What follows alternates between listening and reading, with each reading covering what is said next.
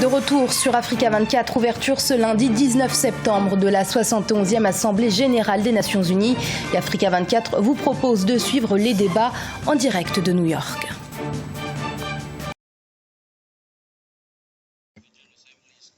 La 4e séance plénière de l'Assemblée Générale est ouverte. Et je donne la parole à son Excellence Heidi René, ministère de la décentralisation et de l'aménagement du territoire au Cameroun. Vous avez la parole, Monsieur le ministre.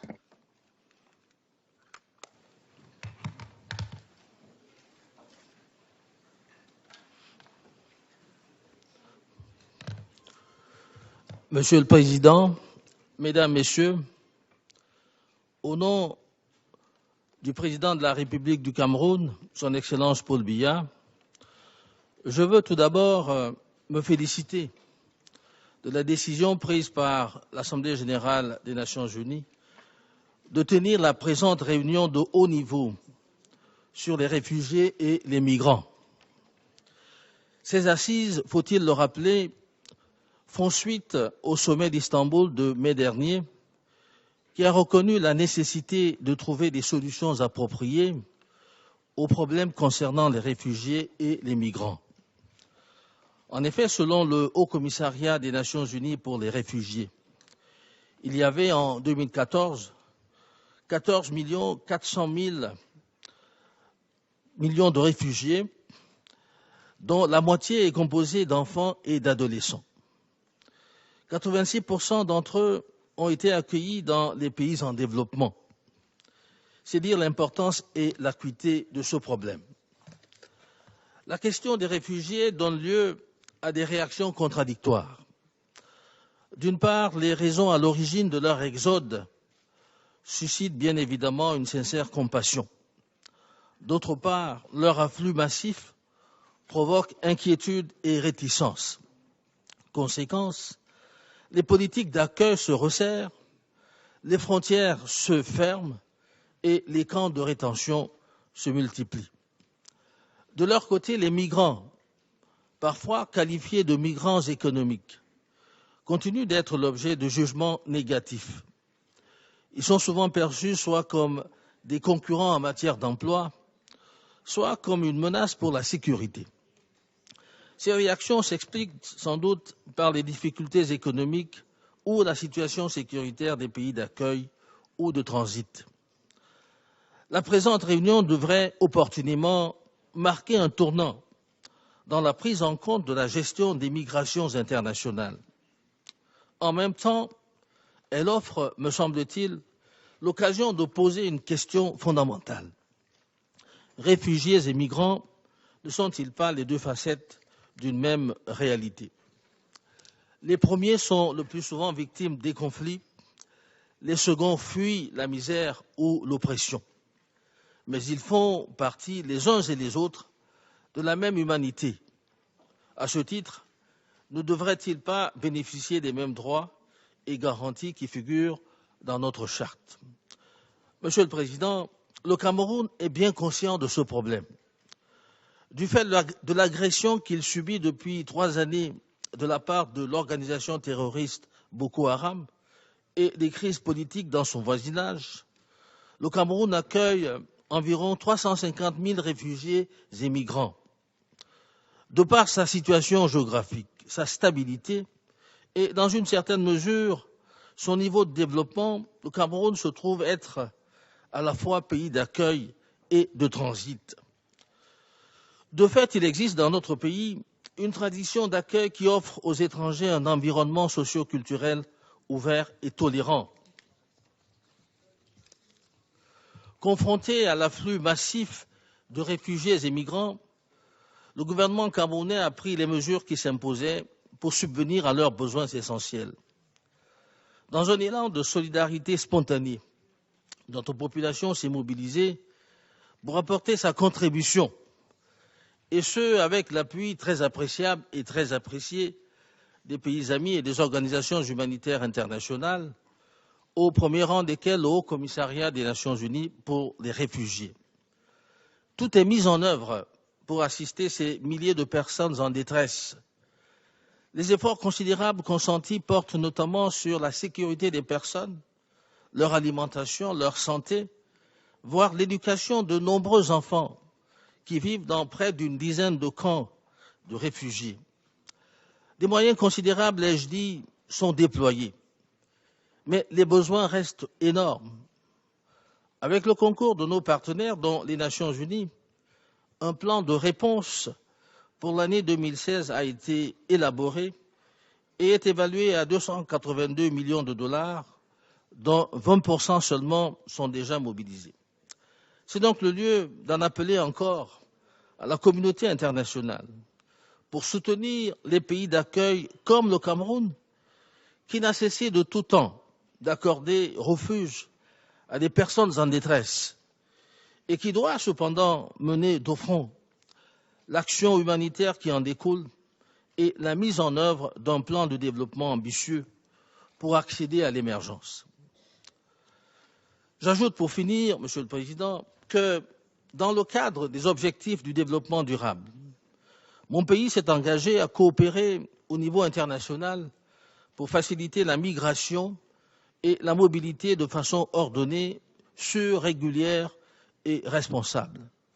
Dans cet esprit, on peut espérer que le rapprochement intervenu entre l'Organisation mondiale des migrations et le système des Nations unies contribuera à la mise en œuvre de politiques coordonnées pour apporter des solutions humaines aux problèmes des migrations. Il reste, Monsieur le Président, qu'aussi longtemps que les conflits internes ou externes persisteront, aussi longtemps que le sous-développement maintiendra des populations dans la précarité et que des réponses ne seront pas trouvées aux effets du changement climatique, il sera bien difficile de dissuader les hommes de fuir la violence et la misère et de prendre des risques insensés pour trouver ailleurs asile et vie meilleure. Je vous remercie de votre bien aimable attention.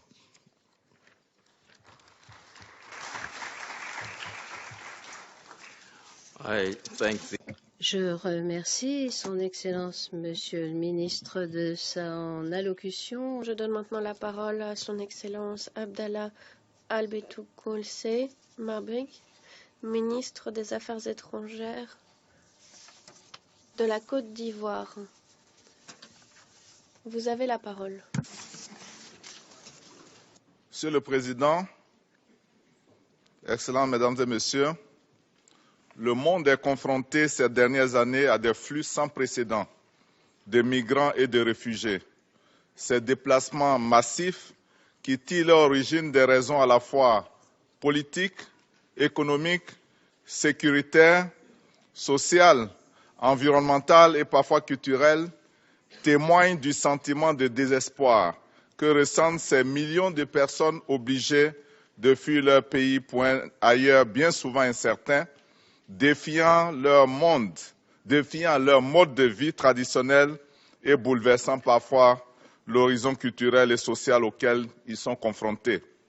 Ces déplacements massifs mettent à mal les capacités de réponse des pays d'accueil et suscitent malheureusement parfois au sein des populations des pays d'accueil des sentiments négatifs de discrimination, de xénophobie ou de racisme. Interpellée par cette situation, la Côte d'Ivoire, qui accueille sur son sol 24% de population d'origine étrangère, la source est le dernier recensement général de la population et de l'habitat de 2014 que nous avons réalisé. La Côte d'Ivoire donc se réjouit de la tenue de cette réunion de haut niveau et voudrait saisir cette tribune pour rappeler à tous notre devoir de solidarité envers ces personnes conformément aux instruments juridiques internationaux relatifs aux réfugiés et au déplacement des personnes.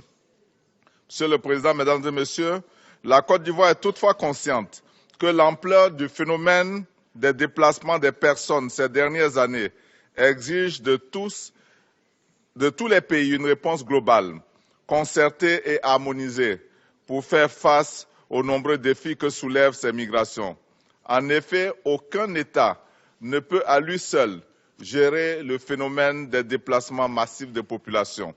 Les pays voisins ou les pays de transit, pays en développement pour certains, sont particulièrement touchés. Leur capacité d'accueil et leurs services publics sont fortement sollicités, avec des conséquences réelles sur leur développement et sur leur cohésion au niveau social et économique. Plus que jamais, ces pays ont besoin de notre soutien par un renforcement de la coopération internationale sur le sujet. Monsieur le Président, Mesdames et Messieurs, notre action pour relever les défis que soulèvent ces déplacements massifs n'en sera plus efficace que si elle s'attaque aux causes profondes qui fondent ces mouvements sans précédent de personnes. Il s'agit donc pour nous de renforcer au niveau régional et international nos mécanismes de diplomatie préventive pour prévenir les conflits, encourager un règlement pacifique des différends et consolider la paix. Il s'agit également pour nous de promouvoir l'état de droit et le respect des droits de l'homme. Il s'agit surtout pour nous de renforcer la coopération internationale afin d'aider les pays d'origine à lutter plus efficacement contre la pauvreté, l'exclusion et la marginalisation de certaines populations. Il s'agira ici de promouvoir l'équité et la justice sociale, de lutter contre les flux illégaux de capitaux, mais aussi et surtout d'encadrer l'exploitation des ressources naturelles pour qu'elles servent d'abord les intérêts des populations les plus souvent vulnérables. Monsieur le Président, Mesdames et Messieurs, l'ampleur des défis que soulèvent ces déplacements massifs des populations requiert une réponse de tous les acteurs, étatiques, privés, organisations de gestion des migrants et des réfugiés et sociétés civiles. C'est ensemble dans la solidarité que nous relèverons ces nouveaux défis qui se présentent à notre monde. C'est ensemble que nous ouvrirons un nouvel horizon plein d'espoir pour toutes ces populations vulnérables. Je me réjouis à l'effet de voir que la déclaration qui sera issue de notre rencontre prenne en compte l'ensemble de mes préoccupations. Et je vous remercie.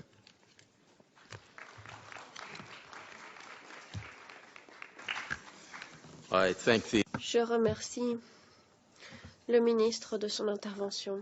Je vais maintenant donner la parole à son Excellence Nanette Momo Gueye, ministre des Affaires étrangères de la Gambie.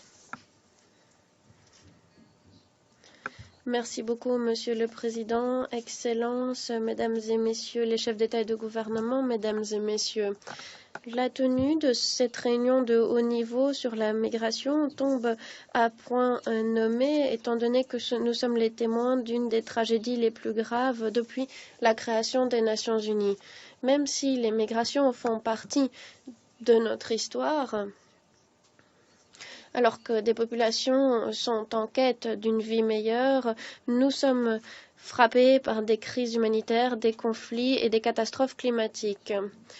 Des populations d'Afrique, d'Asie, du Moyen-Orient ont fui leur pays, continuent à fuir la Syrie, l'Irak, la Somalie et d'autres points de conflit en quête de dignité, étant donné que cet élément n'existe plus dans ces pays. Il est vraiment ironique de constater que malgré notre maturité politique, économique et technologique, nous sommes encore confrontés à des tragédies mondiales qui découlent de désaccords politiques, de rivalités idéologiques, entre autres. Monsieur le Président, ce sont des causes anthropiques des mouvements de réfugiés et de migrants. Nous nous félicitons donc de l'organisation de cette réunion et de l'adoption de la déclaration politique, étant donné qu'elle appelle la communauté internationale à prendre des mesures collectives pour atténuer les souffrances des réfugiés et des migrants. On souligne également qu'il est nécessaire de s'atteler aux causes profondes de la migration. La République islamique de la Gambie a déclarer sa sympathie avec les réfugiés et les migrants. Nous aimerions saluer les pays qui ont ouvert leurs frontières et qui ont accueilli des migrants et des réfugiés, plus particulièrement les personnes les plus vulnérables, à savoir les femmes, les enfants et les personnes handicapées.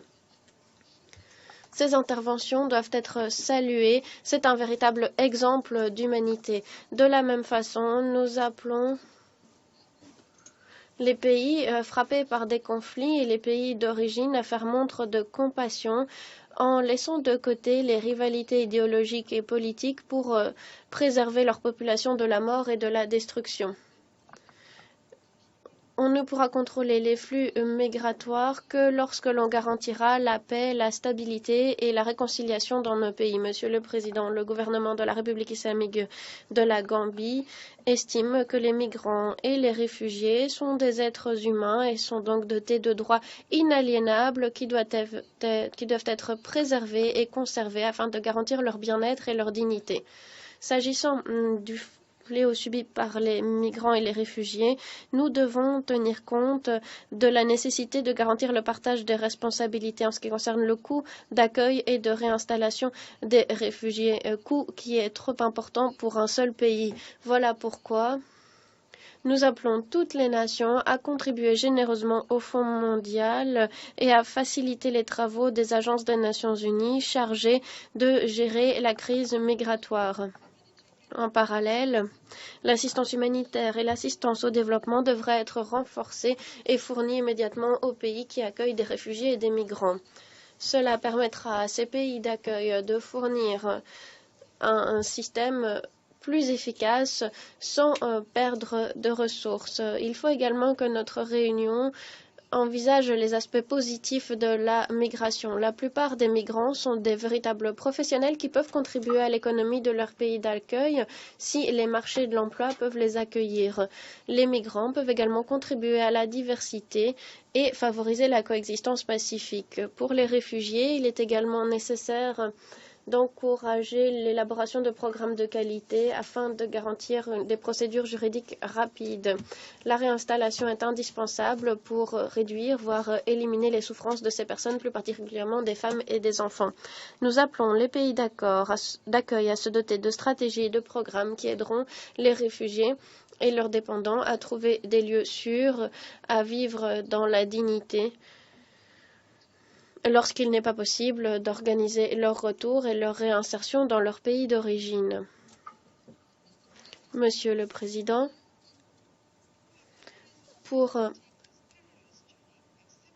un peuple jeune qui n'a pas d'autre raison que de quitter leur pays pour se rendre en Europe riche et prospère, c'est un voyage extrêmement risqué. Il est donc plus souhaitable de rester dans son pays et d'exploiter son potentiel. Pour cela, il faut sensibiliser la population, adopter des programmes en faveur de la jeunesse et établir des partenariats avec différentes agences pour créer plus d'opportunités.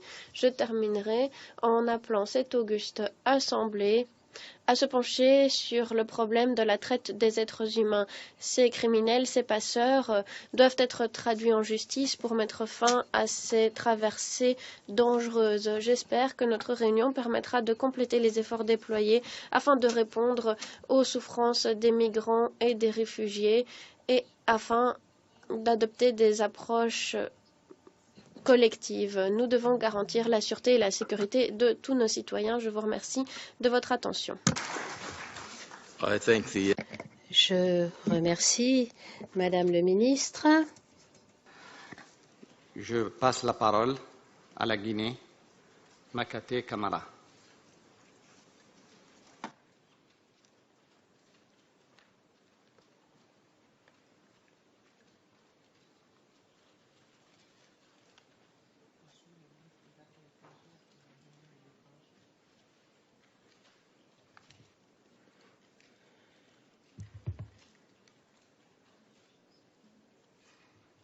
Monsieur le Président, Mesdames et Messieurs, la République de Guinée voudrait tout d'abord vous féliciter ainsi que le secrétaire général pour l'initiative d'organiser une réunion aussi importante que celle qui nous regroupe aujourd'hui autour de la question des réfugiés et migrants dans le monde. Elle remercie également les co-facilitateurs, dont les efforts ont permis d'harmoniser les points de vue des délégations lors des différentes consultations officieuses qui ont abouti à l'élaboration des documents de base pour notre présente réunion. Cette rencontre se tient à un moment difficile, marqué par la montée vertigineuse du nombre de réfugiés et de migrants fuyant les affres des conflits, les persécutions, la pauvreté, la famine ou les effets néfastes du changement climatique. Au-delà de toute instrumentalisation politique, elle doit être une occasion pour la communauté internationale de trouver des solutions durables aux problèmes des déplacements massifs. Dans cet esprit, ma délégation réitère son adhésion aussi bien à la Convention de Kampala sur la protection et l'assistance aux personnes déplacées qu'à la Convention de Genève sur le statut des réfugiés et le protocole facultatif y afférent. Monsieur le Président, bien que le sommet d'Istanbul ait démontré la volonté de la communauté internationale de faire face aux besoins humanitaires, la situation des réfugiés et des migrants reste encore un problème récurrent. Il exige que nous nous attelions à remédier aux causes profondes de ces déplacements à travers le renforcement et la mise en œuvre des instruments juridiques ainsi que la coopération internationale.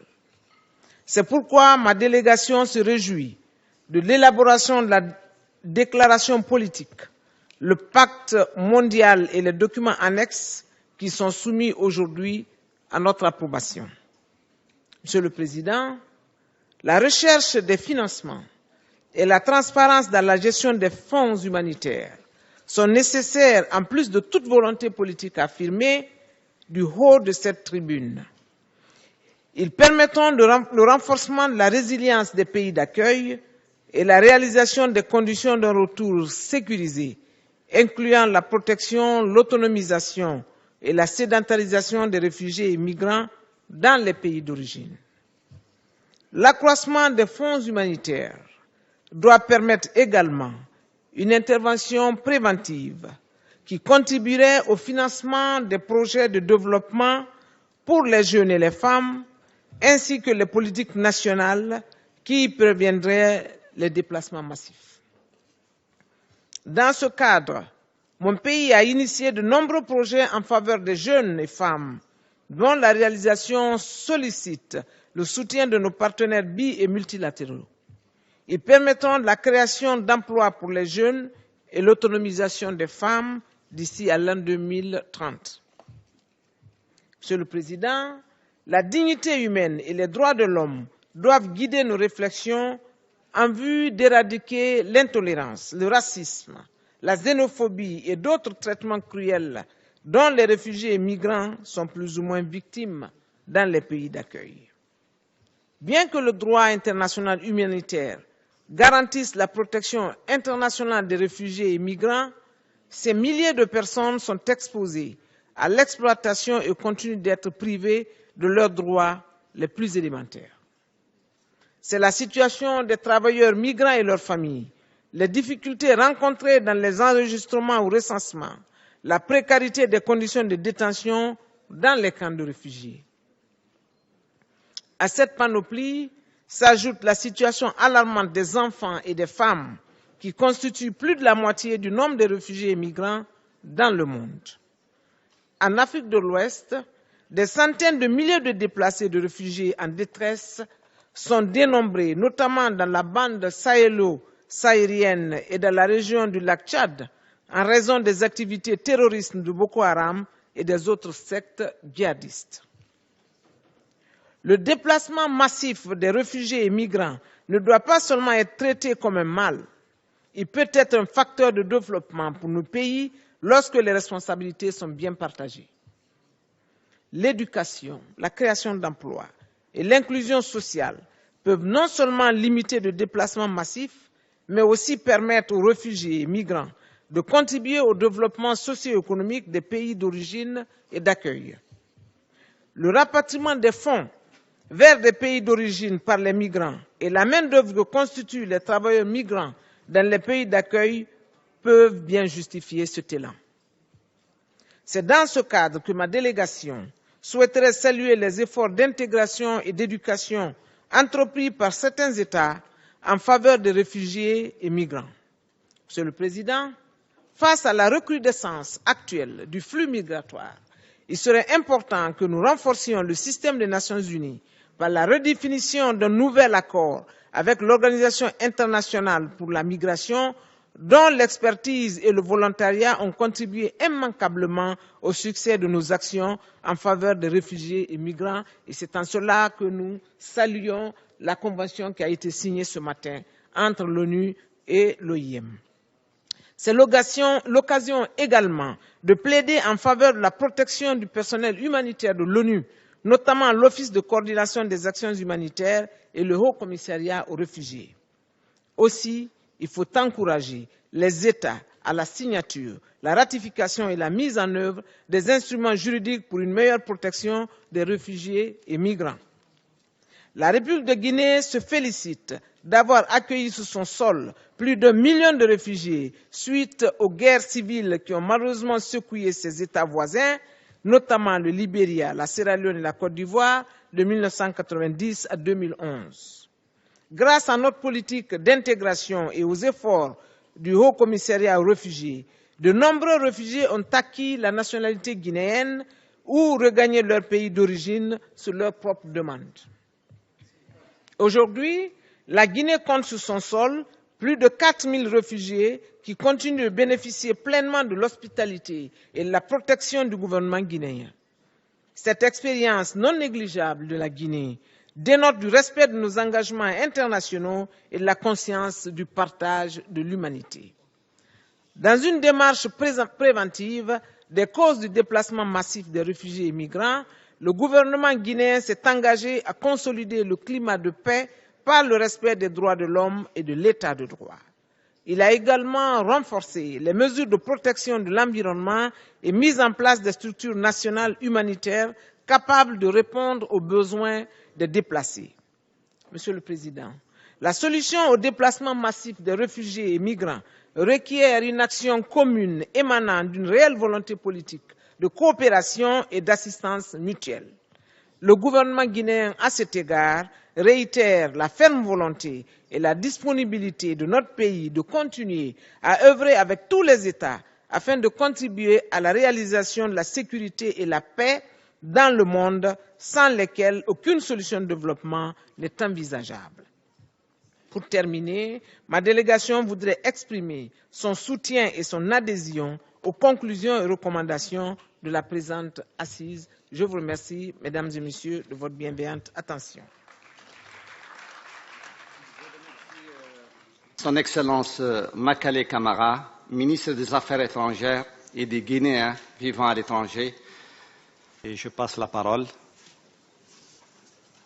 à Son Excellence Madame Antoinette Dinga Zondo, ministre des Affaires sociales, de l'Action humanitaire et de la solidarité du Congo.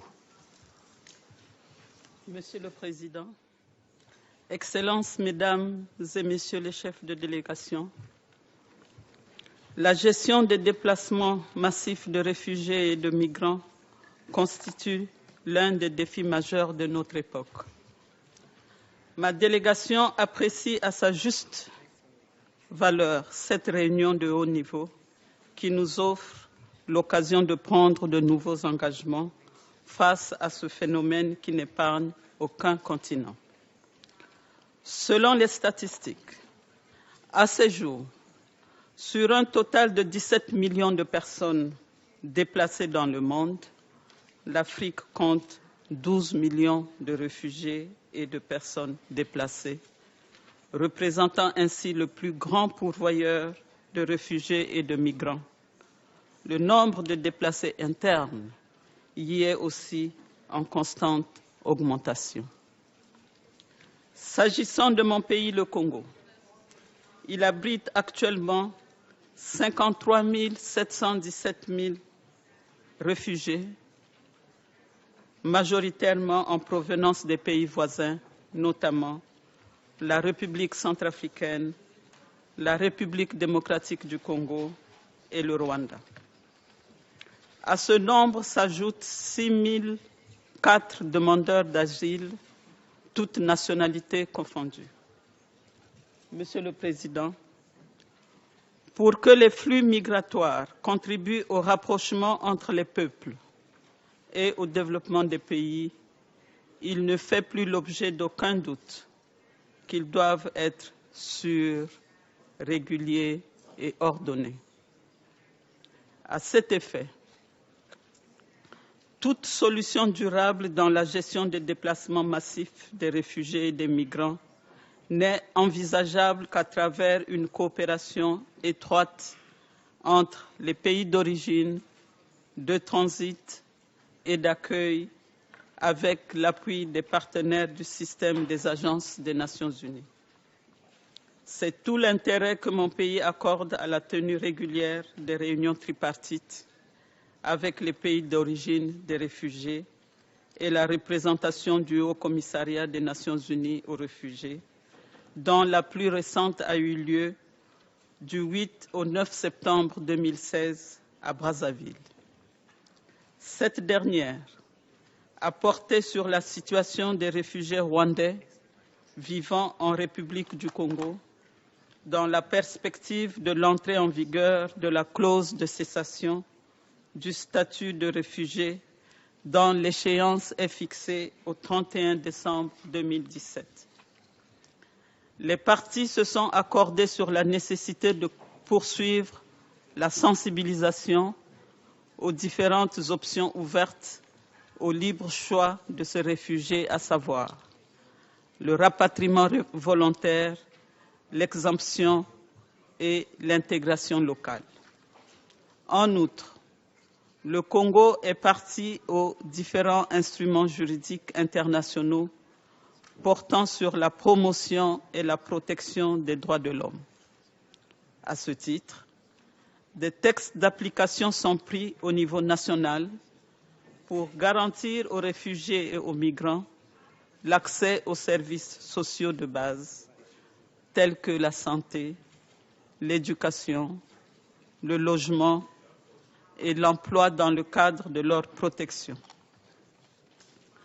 Monsieur le Président, ma délégation se félicite de l'adoption à ce jour du document final sur les réfugiés et les migrants.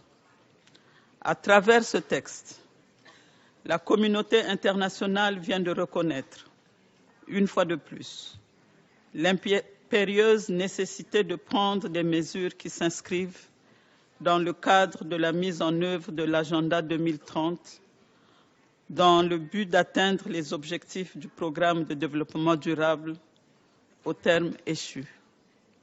Cet agenda, dont les objectifs incluent l'éradication de la pauvreté et des inégalités, la promotion des sociétés inclusives et de paix, la création des conditions favorisant une économie inclusive et l'émergence de l'emploi, nous invite au respect des engagements pris dans le cadre de l'assistance et de la protection des réfugiés et des migrants. Je ne saurais donc terminer mon propos sans réitérer l'engagement de mon pays, le Congo, à continuer à œuvrer pour la promotion et la protection des droits des réfugiés et des migrants qui font partie intégrante des droits humains. Je vous remercie.